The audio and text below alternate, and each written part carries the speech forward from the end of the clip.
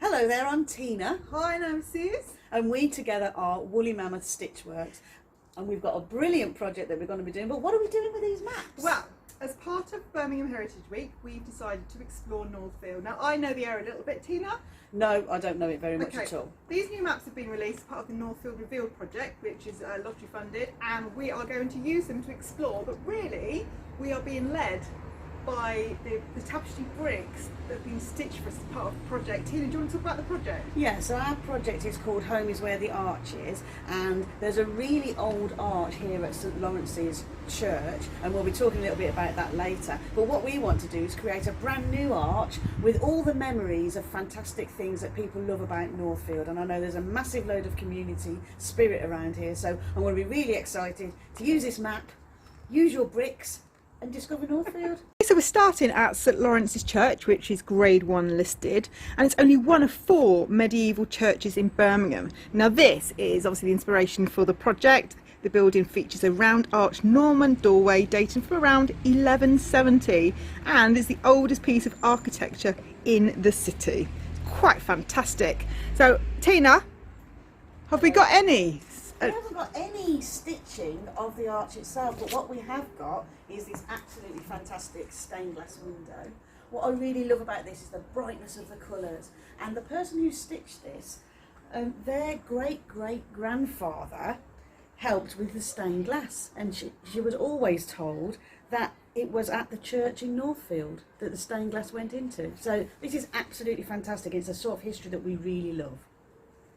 Hold on a minute, look behind me, look at the side of me, it's the lich gate. Somebody has stitched this in beautiful half-cross stitch, and I really love it because this is the entrance in and out, and it's a great wayfinding place. We sent out 2 different sizes of canvas so that people could record their histories, and this is on a larger scale canvas, and can you see it's the tower and it's right behind me, just looking absolutely brilliant. Thank you so much. What's been fantastic is learning about people's attachment to the area of Northfield, and this tapestry depicts the 10 bells that are in St Laurence's, and this has been stitched by one of the bell ringers. We're going to head to number 3, which is the village pound. Tina, I said pound, not pub. Oh, okay. So next to the inn is the village pound, which was used as a temporary enclosure for farm animals that had strayed. The red sandstone structure dates from the 17th century, and now the pound is the home of Northfield's Great Stone. And look at this absolutely beautiful tapestry showing all the different types of animals that were in the pound. I'm especially liking the really colourful chicken. Also, the information that we've got about the pound is that sometimes unemployed people would go and sit inside the pound to see if they could get any work. So here we are at number 4 on the map. This is number 6 Churchill, and it was originally 2 separate nail makers' cottages. The date of their construction, 1750, and the initials of their builder, which is AJW in this case, are inscribed in darker bricks on the east. Can you see them just made out? I'll try and get a little bit closer. It's quite hard to see them. It's really important, isn't it, when you're doing your own building work to have your initials there. We've got these initials here, and we've also got, fantastically, 2020, which may be a year that not many of us want to remember, but we're definitely commemorating it here on Homes Where the Arch Is. So basically, you can put anything in your bricks. Yeah, you can do whatever you want. It's about the area, but it's also about putting your stamp on history.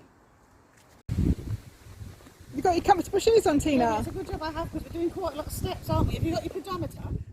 Okay, so we're now number 5 on our trail at St Laurence School. Now this is the old school building, and it dates back to 1714 when the rector, Dr William Worth, established a charity for 20 boys in the church.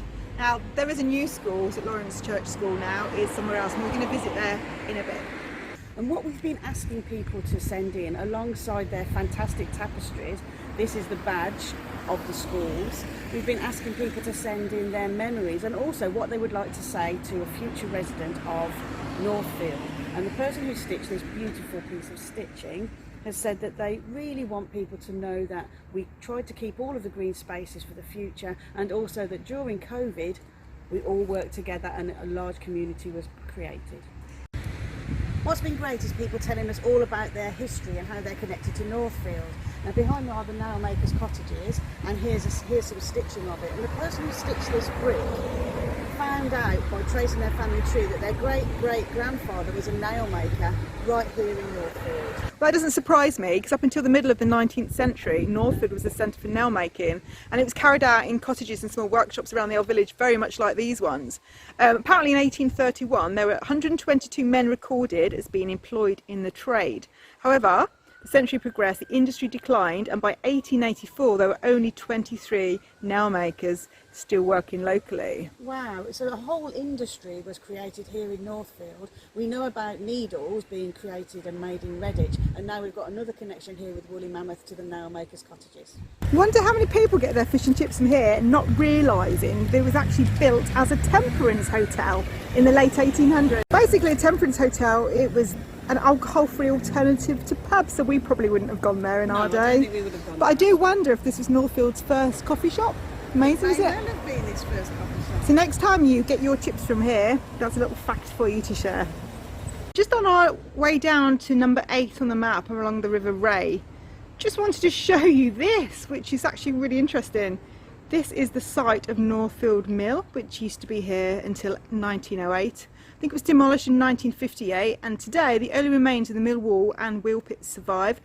Apparently from the Middle Ages the river boasted numerous waterfalls along its course, and the mills were used for both agricultural and industrial purposes, and Northfield Mill, sometimes called Digbeth Mill, and nearby Hawksley Mill were both corn mills. So here we are by a stretch of the River Ray. This is through Northfield, but apparently the River Ray meanders 14 miles through Birmingham. That's it, spelt like sea, pronounced like the sun. The River Ray along the side of Northfield. It's a really great place for nature. And if you have a look at this fantastic piece of stitching showing the River Ray itself, and think about where we are now, we're in almost like the centre of Birmingham, but look at all the nature that's around us. We've got some really, really beautiful pieces to show you now. Look at this fantastic robin. Now we all see robins in our back gardens or backyards, don't we? But can you imagine a robin down here? And take a look at this butterfly.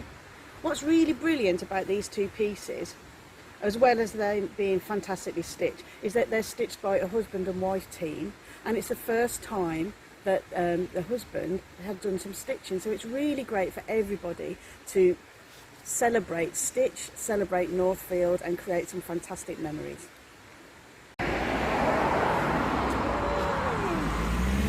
Quarry, that was one deep quarry. Better shout for this one, Tina. Well, yeah, because whenever I think about Northfield, I always think about this black and white building behind us, and I reckon it just must be so old. It's not actually that old. What? No, it was actually completed in 1929, but it's in the style of an arts and crafts building. It's actually Grade 2 style listed. Although a comparatively modern structure, it was deliberately designed to give the impression of being an ancient building that had evolved over centuries. It's really interesting. And what I like about this, because you remember we talked about the Temperance Hotel, and that was kind of the first kind of coffee shop of the area. Yeah. Well, this pub here was the first reformed pub. Oh, so it was actually a pub. I mean, it was a pub that we could go in and have a drink in. But it was also about welcoming new families, and families were invited in there as well. Because don't forget, at the time when it was built, there was kind of more disreputable establishments created just for working class men. Oh, only for men. But I mean, do you think, because we've walked up Quarry Lane and we've walked away along here, do you think that's where we'll be going next? Well, I've done stitching for it. Do you know what? I promise you at the end we will have a drink somewhere. But we've got some more stitched bricks to look at first. And I just want to pan round. If you want to come with me, Tina, what we have now is Northfield Leisure Centre. Now this is a new building, and this is what I love about people's perceptions of heritage, because this building, it might be fairly new, and people have lots of fun memories of the old one that's knocked down, but it's the heritage of the future, isn't it? Still history. It really is, and as part of our project as well, we were asking people, to write on a postcard and send it to a future Northfield resident. So, in a way, something that's quite new to us now, it's going to be quite old as well, isn't it, in the future when we send these postcards out. And look how fantastic this stitching is, and what I absolutely adore, somebody swimming away in here, and this has been stitched to commemorate a woman and her son who has learned how to swim in this swimming pool, and so it's going to hold great memories for them for a long time to come. What are we stopping here for? I thought it was meant to be at the cafe next. Yeah, but have you seen that pattern in bricks in the brickwork over there? Oh wow. Yeah, it's gorgeous, isn't it? Okay, right, back on. Look, a cafe. Wow, a cafe, and look at this. Look at this fantastic piece of stitching, which is a beautiful cup of tea. And we all love tea. And the person who stitched this said that they wanted to stitch this because they absolutely love all the tea shops throughout Northfield. I've stitched this one to contribute to the project. Wow, look at this fantastic Christmas tree. Look how neatly it's been stitched, and the colours are absolutely beautiful. The person who stitched this said that their memory of Northfield is bringing their children to see the fantastic Christmas tree that was always in Northfield Shopping Centre. I don't know about you, Tina. It feels like we've had an awful long time since our last stop, but we have had a little jaunt up the high street, haven't we? We have, and it's been really interesting to see all the different buildings and all the different history of them buildings. Yeah, and so the next stop is just down here, and it's Northfield Library. Off we go, number 11. Let's go, we're nearly there. Yeah, so this is a sweet little library. What's it say about it on the trail? What number is it? Yeah, this is number 11 on the trail. I like this building, I think more because of the social history that it has rather than the building itself, Tina. Yeah. On the night of the 12th of February 1914, which is only a few years after it opened in 1906, it was destroyed by a major fire. Now, according to this Northfield Revealed trail, the fire was believed to be the work of militant suffragettes. Wow. As a note with the slogan, "Give women the vote," was found at the scene. Wow. Would have been amazing at the time, wouldn't it? It would, because something that was so brand new to then could be completely destroyed, you know, within a few years of it opening. So it probably did make its mark quite a lot. Absolutely. Well, anyway, this is the Northfield Library today, and it's a hub of the community, and it's really well used, and it is a lovely building actually. It'd be great to have a brick of this, wouldn't it? Or something. We haven't really got one, have we? And it'd be great if somebody just maybe even stitch like the patterns that they see when they look at the library, or the memories they've got of the library. Definitely. And another building that hasn't featured in our stitched work so far is the one next door, and that is the telephone exchange. Should we just have a quick look at there? Yeah, let's have a look. So this is the Priory Telephone Exchange, and it was built in 1929. I think that's the same time as the pub, isn't it? Yep, according to the leaflets. As the pub? Oh, fantastic. Here we are at the Quaker Meeting House. What a fantastic tapestry this is, and look at the beautiful blue sky. What I'd really like to talk about is what the person who stitched this brick said to our future resident. They said, "Hello, future resident. There is always history on every doorstep. Keep your eyes peeled for local heritage and engage with the past to help inform the future." What a beautiful sentiment. That's gorgeous. It is. It's really nice. And that Friends meeting house there was constructed in 1929, but the land around here, and we're going to go into Victoria Common next, it was donated by George Cadbury. Oh wow. Obviously did a lot in the area, and his factory at Bourneville is only about 2 miles away from here. So here we are, final stop 18 on the trail. It's been a really lovely walk, lovely afternoon. Really has. And we are in Victoria Common. And what's the inspiration here, Tina? Well, we really love the nature of Northfield, and a lot of people have captured that in their pieces, but also I really love this one. It's got goal written on the side of it, and it's been stitched by somebody who absolutely loved playing football in Northfield. And if you can have a look behind us, there's some football pitches there as well. It's really lovely and green here, and one of the ones that I really quite like is this one, different trees. And what I really like is the perspective. You've got a smaller tree going all the way through to the larger tree. And can you also see the person who stitched this has used the trees as a design in the middle. You don't need to finish the whole canvas. You can leave some of the canvas blank. Thinking about nature and where we are, take a look at this one. Got park life written on it, and it really is so intricately detailed. And the person who stitched this, they also stitched one with their grandchild as well. Let's have a look at the one that their grandchild did. Wow! And is that true? The person who stitched this is age 6. How brilliant. And that just shows that stitching is for everybody really, along with history. We'll have a look at this one, this park life one. It contains the stitcher's favourite trees, which is a horse chestnut, and I think it's called a Paulawinia, which you can see a Paulawinia on West Heath Road, I think it is. The thing is, what's really great, you can have a little bit of detail, which makes the design really pop, or you can put as much detail on as you want. Okay, what about the history of this area? Right, so according to the leaflet, Victoria Common was originally known as Bradley Field. It was one of the shared open fields worked by the villagers of Northfield from the Middle Ages. In 1897, the land was laid out by the City Council as a municipal recreation area to commemorate Queen Victoria's Diamond Jubilee. So remember earlier on in the trail we were looking at the old school. This is where the new school has been rebuilt, and the person who stitched this, their children came to this school and they've got fond memories of it all. Okay, so we're back where we started on our trail. We've finally made it all the way round. It's a really interesting trail, and I want to show you some really interesting bricks that we've had stitched as well. But this beautiful one, which is the influence for this is modern art. It's a really beautifully stitched piece, and it's almost got like stars that are stitched into it. I really adore it, and I love the colours. We've also got one that is patterns only. You can do anything really, like small patterns, large patterns. It's just really great to use the walls that you've got and the walls that you receive in your kits. And we'd like to finish on this one, which is really important. If you want to put words that mean something to you on your bricks, of course you can. And here's our word at the moment, diversity. Okay, so back at the wonderful Norman Arch. If you'd like to get involved in the project, you still can. We are sending tapestry kits out to people's homes, and if at all possible, in October we'll be running some stitching sessions that you'd be very welcome to come along to. If you'd like to get involved, you need to email northfield@woolly-mammoth-stitch.works. That's northfield@woolly-mammoth-stitch.works, and we'll send you a pack out in the post. Okay, Tina, favourite bit this afternoon? Great stone? That might be the favourite bit. For me, okay, we'll get there, we will go.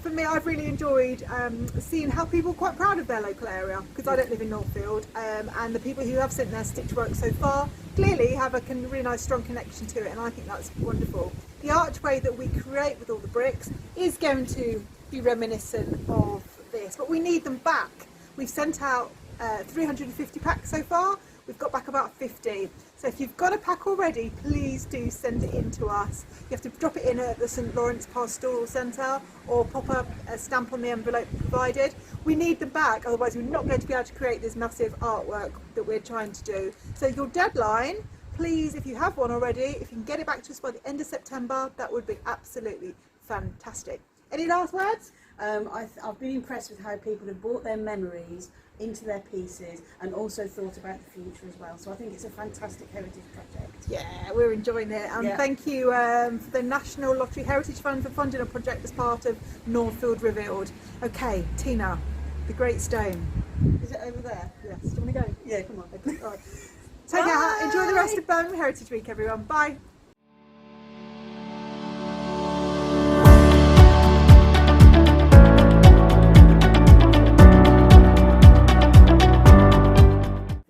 This out. I try.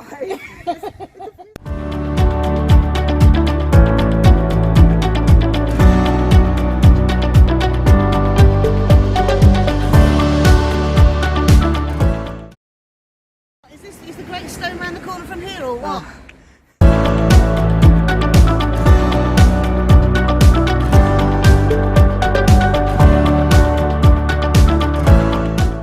Quite enjoying how we always have to be 2 metres behind.